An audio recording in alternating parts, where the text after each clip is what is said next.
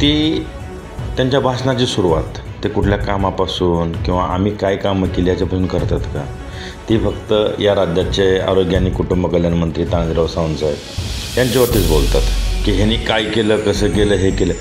त्यांनी केलेलं एकही काम जनतेला सांगण्यासाठी त्यांच्याकडे कुठलंच नाही. एक बाळासाहेबांच्या विचारधारेशी जोडलेली ही माणसं आहे ती, आणि त्यांच्या पाठीमागं या जिल्ह्यातला सर्व शिवसैनिक गेला. हा आदरणीय आमचे नेते, या राज्याचे लाडके मुख्यमंत्री एकनाथभाई शिंदेसाहेब, डॉक्टर प्राध्यापक तानाजीराव सावंतसाहेब, आपले कुटुंब कल्याण मंत्री, यांच्याकडनं सगळ्यांना भेटलो. आम्ही चर्चा केली. आम्ही मुख्यमंत्र्यालाही भेटायला गेलो. सगळ्यांनी एकच मुख्यमंत्र्यांना सांगितलं की साहेब, ही पारंपरिक मतदारसंघ शिवसेनेचा आहे आणि ही जागा धनुष्यबाणाला द्या. ज्यावेळेस युतीमध्ये स्पष्ट सांगितले गेले की ही युतीमधली जागा ही राष्ट्रवादीला सुटलेली आहे, त्याच्यानंतर आमचा प्रत्येक शिवसैनिक कार्यकर्ता हा झपाटल्यासारखं प्रचाराला लागला. जो कारखाना 13-14 वर्ष ह्याच्या ताब्यात होता, ह्याच्या ताब्यात असताना झाली ना, तर त्याच्या अगोदर तो कारखाना चालूच होता की. मग आपण केलेलं पाप दुसऱ्याच्या डोक्यावर फोडणं हे ह्या आता होणाऱ्या माझ्या खासदारांना बंद करावं असं मला वाटतं. हे मी ऑन रेकॉर्ड बोलतो आहे. तुम्ही मला वाटतं आपल्या DPOकडे ह्याची सगळी माहिती मिळेल. 2.5, 3 लाख, 4 लाख, 5 लाखाच्या पुढचं पत्र नाही यांचं. तुकडे मग होतात काही कामं. मीही बांधकाम विद्यान जिल्हा परिषदला काम केले. त्यावेळेस गेल्या 5 वर्षा अगोदर जिल्हा परिषदेची म्हणजे रस्त्याची निष्ठी जिल्हा परिषदेकडच्या 3600 किलोमीटरची लेंथ आहे जिल्हा परिषदकडे. त्याच्यात देखभाल दुरुस्तीला वर्षाला 100 कोटी लागतात. किती योजना, किती काय, त्यांचं एक वाक्य होतं की मी 12,000 ते 15,000 लोकांना नोकरी लावेल. आणली का MIDC, आणला का उद्योग? हीच काम खासदारची काम आहे ती.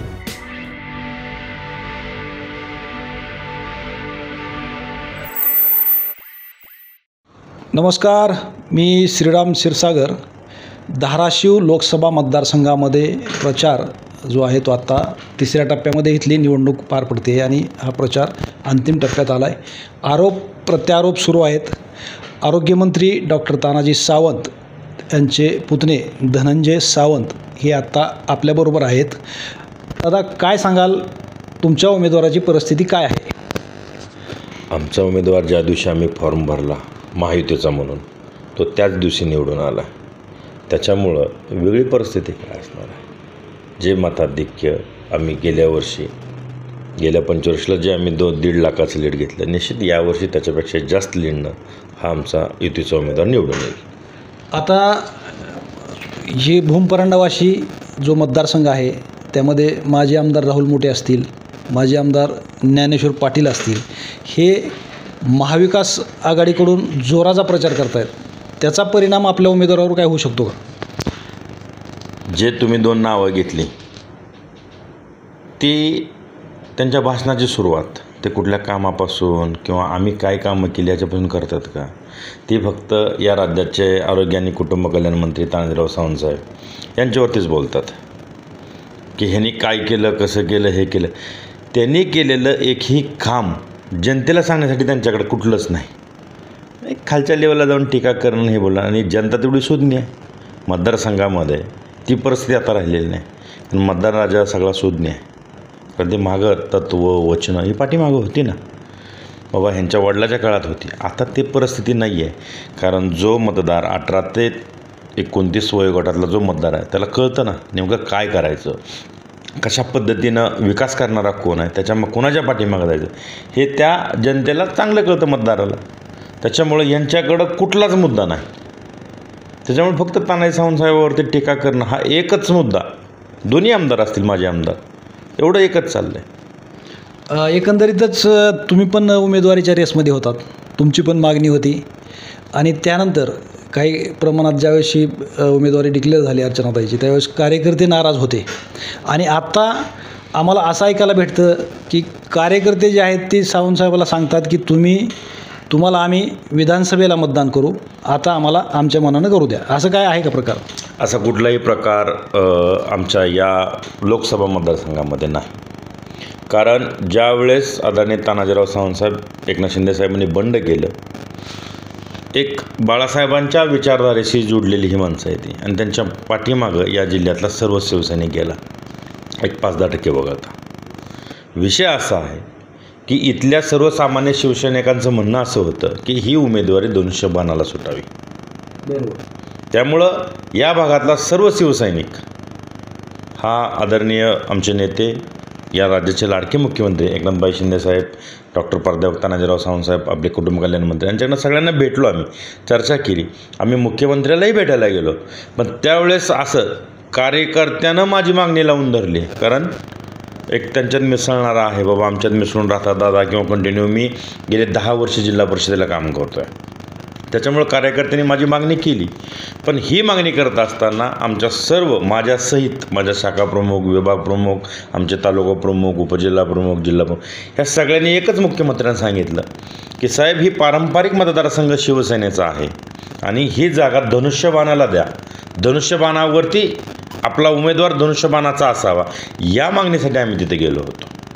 त्याच्यामुळं ज्यावेळेस युतीमध्ये स्पष्ट सांगितले गेले की ही युतीमधली जागा ही राष्ट्रवादीला सुटलेली आहे, ज्यावेळेस CM साहेबांनी, डॉक्टर प्राध्यापक तानाजीराव सावंतसाहेब यांनी हे कार्यकर्त्यांना स्पष्ट सांगितलं आणि सावंतसाहेबांनी इथं येऊन मेळावा घेतला, आपण बघितला असेल डोकी कारखान्यावरती जो मेळावा झाला, त्या मेळाव्यामध्ये साहेबांनी जे आमच्या सर्व शिवसैनिकांना जे मार्गदर्शन केलं, त्याच्यानंतर आमचा प्रत्येक शिवसैनिक कार्यकर्ता हा झपाटल्यासारखं प्रचाराला लागला.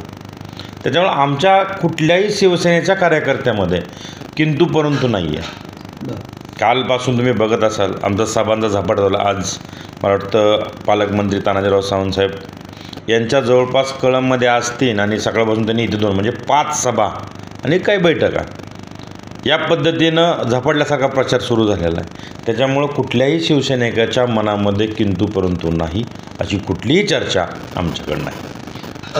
आत्ता एकंदरीत जे ओमराजे निंबाळकर आहेत खासदार विद्यमान, त्यांनी अलीकडं आरोग्यमंत्री डॉक्टर तानाजी सावंत यांच्यावर टीका करायला सुरुवात केली. मध्यंतरी तेरणा कारखान्याचा मुद्दा असेल, भंगार होता तर मग कशाला चालवला घेतला, आणि वेगवेगळ्या मुद्द्यावर त्यांनी टीका करायला सुरुवात केली. याकडे कसं बघतात? काय खासदारांनी भाषणात बोलायचं काय? मग मला वाटतं शिवसेनेच्या किंवा आमच्या युतीच्या सर्व नेत्यांनी निष्क्रिय खासदार हा याच्यावरती सगळेजण बोलतात. बऱ्याचशा आमदारांनी, बऱ्याचशा कार्यकर्त्यांनी, पदाधिकाऱ्यांनी त्याला भाषणातून चॅलेंज केलं, बाबा रे तू केंद्रातून आणलेली एकतरी योजना सांग की तू हे काम या जिल्ह्याच्या विकासासाठी केलं. एकही योजना सांगितली तुम्हाला, तुमच्या माध्यमातून सगळ्या पदाधिकाऱ्यांनी विचारलं किंवा जाहीर सभेतून विचारलं, एकाचंही उत्तर त्या निष्क्रिय खासदारला देता नाही आलं.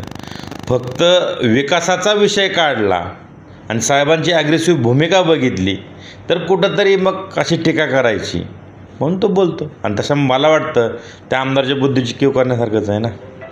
ज्या माणसानं त्याला याच्यामध्ये उभा केलं, कारण त्याचं संपलेलं राजकारण साहेबांनी बघितलं असेल ना, आपण त्याचं संपलेलं राजकारण साहेबांनी उभा केलं.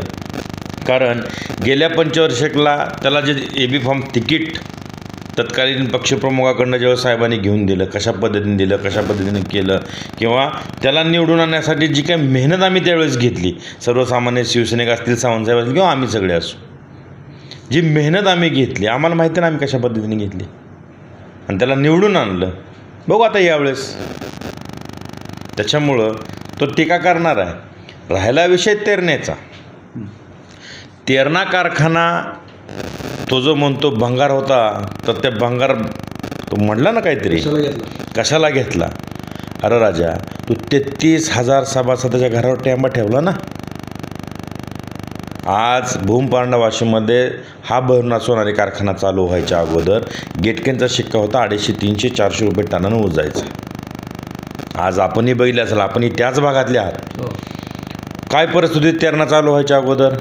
तुमचा भाव तिथला हा 1700, 1800, 2000वर आलता. पण आपण यावर्षी ट्रायल सीझन घेतला तर तिथला भाव 3100 रुपये गेला. बरं, तो कारखाना चालू केला म्हणजे त्या सभासदाच्या चेहऱ्यावरती आनंद दिसला, तिथं 4-5 हजार लोकांना काम भेटलं आणि हीच गरज ओळखून घेतला ना साहेबांनी कारखाना. बरं, आम्हाला तिथं तेरणा घ्यायचा हा टाच होता का? तिथं माझं दुसरं लायसन आहे ना बोरवंटीचं, बोरवंटीचा कारखाना आहे ना आमचा. पण जसा शिवशक्ती कारखाना बंद पडला होता त्याला पुनर्जीवित करून तो चालू केला, तसा तेरणा चालू केला. म्हणजे ह्यांच्या बापदाद्यापासून ह्याने एक संस्था गिळायचंच काम केलं ना. बरं, ह्या संस्था कोणाच्या आहेत? जनतेच्या आहेत. ज्या कारखान्याची मराठवाड्यामध्ये पांढरा हत्ती म्हणून ओळख होती, बरोबर ना? बरोबर. त्या कारखान्याची दुरावस्था ह्यानेच केली की दुसऱ्या कोणी केली? बरं, जो कारखाना 13-14 वर्ष ह्याच्या ताब्यात होता, ह्याच्या ताब्यात असताना झाली ना, नाही तर त्याच्या अगोदर तो कारखाना चालूच होता की. मग आपण केलेलं पाप दुसऱ्याच्या डोक्यावर फोडणं हे ह्या आता होणाऱ्या माजी खासदारांना बंद करावं असं मला वाटतं. खासदाराचं नेमकं काम काय असतं मला सांगा. मतदारसंघामध्ये खासदाराचं काम काय असतं आणि त्यांनी काय करायला पाहिजे? खासदाराचं काम म्हणजे काय, फक्त गाडीत जागा दिली, मी डॉक्टरला फोन केला, मी ह्याला लाईनमनला शिव्या दिल्या, हे काम नाही ना. खासदार साहेबांनी किती सबस्टेशन आणली, किती ज्या आपले तीर्थक्षेत्र एवढे मोठे आहेत, तुळजापूर आहे, येरमाळा आहे, सोनारी आहे, याच्यासाठी काय विशेष प्रयत्न केले? येरमाळ्यासाठी काय विशेष येडाईची यात्रा आपण बघता की 15 दिवस यात्रा चालते. काय परिस्थिती आहे तिथं? मी बांधकाम सभापती सभागृह केलं, रस्ता केला आहे. साहेब आत्ता म्हणतो साहेबांनी तो रस्ता, यांनी काय केलं? तुळजापूरसाठी काय प्रयत्न केले? एवढा आराखडा रेल्वेसाठी केलं काय? भैरवनाथ सोनारीची आता यात्रा सुरू आहे, आपण बघितलं असेल, 1-1.5 लाख पब्लिक येतं रथाला, त्याला ब दर्जा मिळालेला आहे. हे खासदारचंच काम आहे ना. मला सांगा ना, तीर्थक्षेत्र ना, रस्ते, आमदार फंड, तुमचा खासदार फंड, तुम्ही एखादा कार्यकर्ता एखादं काम सुचवा गेला, तुम्ही का म्हणजे हे मी ऑन रेकॉर्ड बोलतो आहे, तुम्ही मला वाटतं आपल्या DPOकडे ह्याची सगळी माहिती मिळेल. 2.5-3 लाख 4 लाख 5 लाखाच्या पुढचं पत्र नाही यांचं, तुकडे पण मग होतात काही कामं. मी बांधकाम सभापती जिल्हा परिषदला काम केले, त्यावेळेस गेल्या 10-5 वर्षा अगोदर जिल्हा परिषदेची म्हणजे रस्त्याची नुसती जिल्हा परिषदेकडच्या 3600 किलोमीटरची लेंथ आहे जिल्हा परिषदकडं. त्याच्यात देखभाल दुरुस्तीला वर्षाला 100 कोटी लागतात. जर ते नुसते देखभाल दुरुस्ती करायची म्हणले, रस्ते खड्डे पडले जे ग्रामीण भागातली पाहिजे, किती योजना किती काय, त्यांचं एक वाक्य होतं की मी 12,000 ते 15,000 लोकांना नोकरी लावेन. आणली का MIDC? आणला का उद्योग? हीच कामं खासदारची कामं आहे ती का? खासदारची कामं एसटी जागा धरून दिली, एखाद्या त्या ग्रामसेवकाला शिव्या घातल्या का पाणी, त्याचे 2-3 व्हिडिओ मी ऐकले त्या क्लिप. त्या आमच्या पात्रोडच्या एका ग्रामसेवकाला काहीतरी बोलला, त्या डॉक्टरला काहीतरी म्हटला, MSCवाल्याला शिव्या घालणं, हे म्हणजे काम नाही आहे ना खासदाराचं. किती अधिकाऱ्यांना शिव्या घालता तुम्ही? कुठला मला सांगा. प्रशासन आणि जनता, मला असं वाटतं, भले माझं आकलन कमी असेल, मला असं वाटतं जनता आणि प्रशासनाचा जर मधला दुवा कोण असेल तर हा लोकप्रतिनिधी आहे. बरोबर. मग किती समन्वय साधण्याचा प्रयत्न केला, ह्यांनी काय केलं, किती प्रश्न मार्गी लावले. हे सांगतात हॉस्पिटल आम्ही केलं, हे आम्ही केलं, कुठं कागदावर दिसतंय ते? काय प्रयत्न केले? आयत्या पिठावरती फक्त रेगोट्या मारणं म्हणजे करायचं दुसऱ्यानं, वाजवायचं ह्यानं, हे धंदे ह्यांनी बंद करावे. मागच्या 40 वर्षामध्ये पद्मसिंह पाटील यांच्या कुटुंबानं काही केलं नाही असा एक त्यांचा आरोप असतो. याबाबत काय वाटतं आपल्याला? हे बघा, मी गेल्या 10-12 वर्षापासून या जिल्ह्याच्या राजकारणामध्ये सक्रिय माझा सहभाग आहे. बरोबर. ज्यावेळेस मी माझ्या राजकारणाची सुरुवात केली तोच त्या धाराशिव आणि कळंबचा आमदार मी बघितलं होतं. त्यांनी काय केलं काय नाही केलं हे आपल्या सगळ्यालाच माहिती आहे ना. राणादादाची कामाची पद्धत पण माहिती आहे. कौटुंबिक वाद आहे म्हणून त्यांनी काय केलं नाही हे म्हणणं पण योग्य नाही. कारण त्यांच्यात काहीतरी करण्याची कॅपेबलता होती म्हणूनच त्यांना मंत्री केलं ना. हां बरं.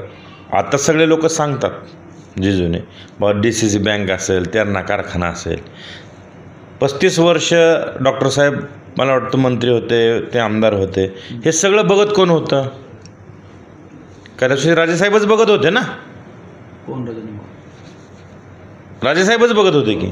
मग केलं कसं काय नाही म्हणता तुम्ही? तुम्हाला बँकेची सत्ता होती, तुमचं सगळं कारभारी, तर मग तसे तुम्हीच होतात. हे मी म्हणण्यापेक्षा जनता सांगते ना. ठीक आहे, तुमचं राजकीय डिस्प्यूट झालं पण कारभारी त्यावेळेस पण तुम्हीच होतात.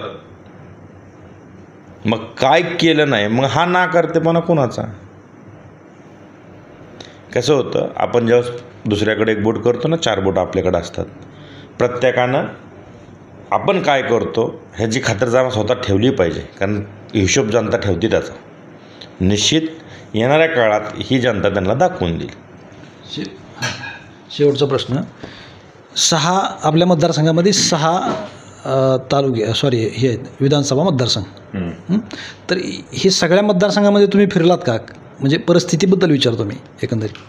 या सगळ्या बघा, मी एवढी माझी ॲग्रेसिव्ह उमेदवारीची मागणी होती म्हणजे निश्चित मी या सगळ्या मतदारसंघामध्ये फिरलो.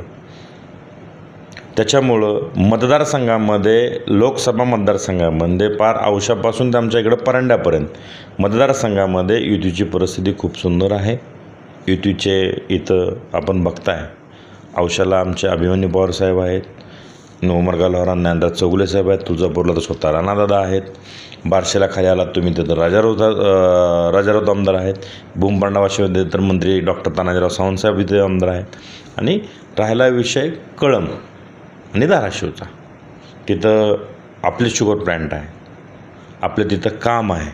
कारण गेले आणि राणादादा स्वतः तिथून त्यांनी मागच्या वर्षी विधानसभेचं आमदार राहिलेले आहेत, ते प्रतिनिधी होते. त्याच्यामुळं मला वाटतं आमच्या उमेदवाराला कुठलीही अडचण नाही. आम्ही 2.5 ते 2 एवढ्या 2.5 ते 2 लाखाच्या लीडच्या फरकाने आम्ही निवडून येऊ असं मला वाटतं. मराठा आरक्षणाचा फटका आपल्या उमेदवाराला बसेल का काही? म्हणजे मराठा समाज बांधव जे आहेत ते थोडं कुठंतरी एक नाराज असल्याचं वाटतं.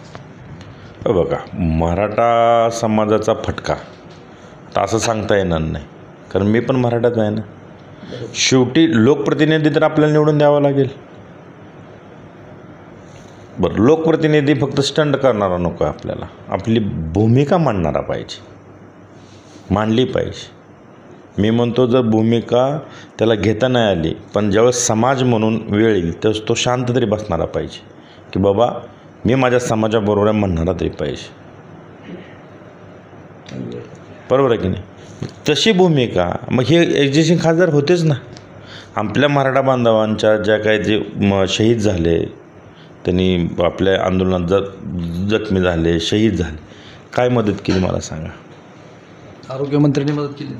आरोग्यमंत्री महोदयांनी केली ना मदत.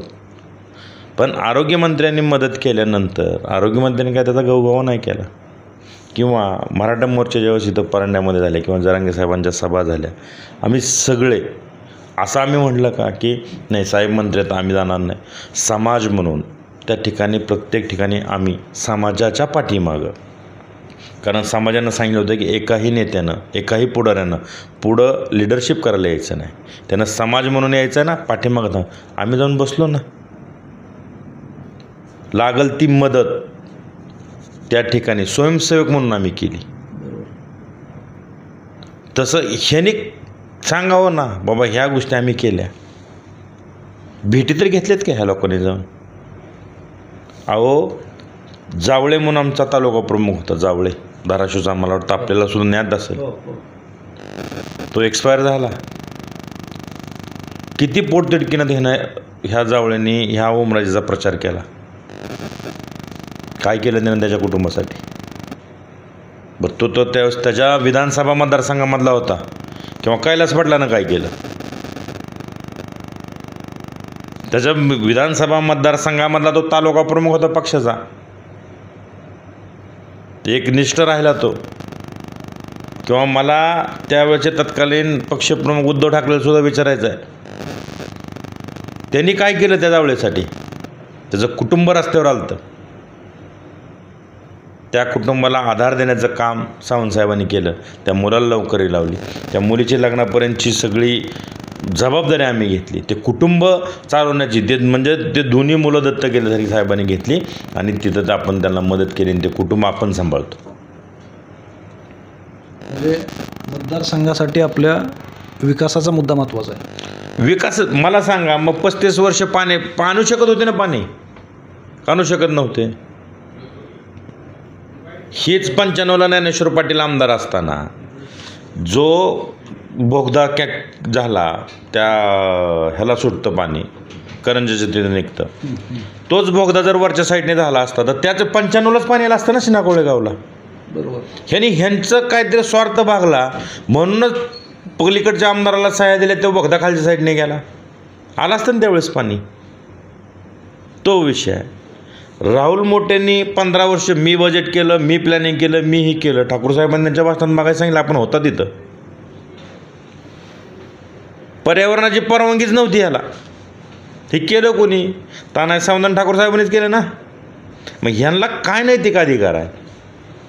बरं, ही राहुल मोठे एवढा टीका करतो, एवढा बोलतो. मी कधीही कुठल्याही नेत्यावरती टीका, कारण तो स्वभाव आमचा नाही. पण जर आपल्या घरातल्या वडीलधाऱ्याला जर कोण बोलायला लागलं तर आम्ही एवढे शंडबी नाही की गप बसू. विषय असा आहे, भैरवनाथ सोनारी कारखाना व्हायच्या अगोदर राहुल मोठेनं कारखाना उभा केला. राहुल मोठेनं उभा केला म्हणजे घरचे पैसे आणून केला का? त्यानं सभासदाच्या जीवावर कारखाना उभा केला. चालवला का तो कारखाना? नाही चालवला. आम्ही आलो, सोनारीचा कारखाना चालू केला. आम्ही इथल्या अजितदादाला यावं लागलं कारखाना चालू करायला. दादांनी तो कारखाना चालू केला, त्यानं चालवायला दिला आहे कारखाना. आता तो म्हणतो माझा कारखाना. काय नैतिक अधिकार आहे? शेजाऱ्याच्या लेकराला जर माझं लेकरू म्हणलं तर चालतं आहे का? ह्या अवलादीची हे म्हणजे स्वतः तर कार्यक्षम काय नाही ती, स्वतः तर काय करायचं नाही. पण जे चांगलं चाललं आहे, जे रुटीनमध्ये काम व्हायला लागलेत, लोकांचं कुठंतरी आता हेच जोपासण्याचं काम त्याही कारखान्याच्या माध्यमातून व्हायला लागलं आहे, तर ह्या लोकांनी असे आडकाठी आणायचं आणि असलं काहीतरी बोलायचं आणि सगळा संभ्रम निर्माण करायचा, हे काम आहे त्यांची. आज तुम्ही मतदारसंघामध्ये बघा, भूम परांडा वाशी या विधानसभा मतदारसंघामध्ये जेवढा ह्या 15-10 पण बरोबर 25 वर्ष जो बॅकलॉग होता, रस्ते असतील किंवा प्रत्येक माझ्या मतदारसंघातलं असं कुठलंच गाव नाही की तिथं 50 लाखाच्या आत निधी पडला. शिवजल क्रांती केली आम्ही. जवळपास 600-700 किलोमीटरचं खोदलं ना. पाण्याचं एक वॉटर टेबल लेवल तर वाढली. तसं हे नाही. बरं, साहेबांनी त्यांच्या या कार्यकाळामध्ये स्मशानभूमीचा निर्णय ऐतिहासिक झाला ना हा निर्णय जिल्ह्यासाठी. तरी गाव तिथं स्मशानभूमी दिली पाहिजे. त्याच्यानंतर त्यांनी सांगितलं की समाजवाईज बघा, कुठं किती समाज आहे तिथंही द्या. दिले ना तशा मुस्लिम समाज. आता मग धाराशिवचाच विषय, 7 एकर जमीन दिली ना तिथली, त्यांच्या कब्रिस्तानचा विषय होता. मेडिकल कॉलेजचा मुद्दा ते सावंत साहेबांनी मांडला, ती जागा आहे ते त्याचं प्लॅनिंग. मग ह्या सगळ्या गोष्टीला विकास म्हणायचा का नाही? ह्यांनी नुसतं बोलायचं, बोलबच्चनगिरी करायची. ह्याच्याला जर आपण मग जनता बळी नाही ना पडणार. एकदा, दोनदा, तीनदा ठीक आहे, पण ह्याच्या पुढं असं नाही होणार असं मला वाटतं. धन्यवाद. एकंदरीतच धनंजय दादाचं असं म्हणणं आहे की विकास हा फक्त टीका करून होत नाही, तर त्याला कार्यक्षम राहावं लागतं. आणि आमचा महायुतीचा खासदार जर झाला तरच जिल्ह्याचा किंवा मतदारसंघाचा विकास होईल. श्रीराम क्षीरसागर, नवभारत, धाराशिव, परांडा.